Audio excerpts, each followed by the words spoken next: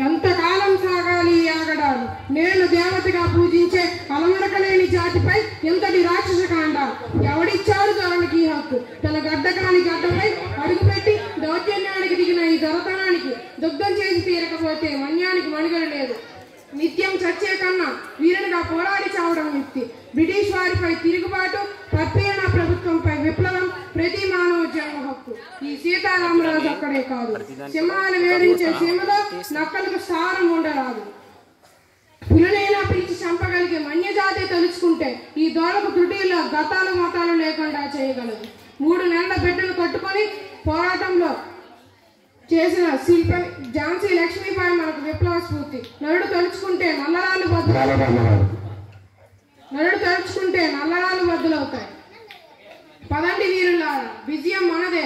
ముల్లా గంటం పడాలు కదలండి పదం సింగల్లారా కథనానికి.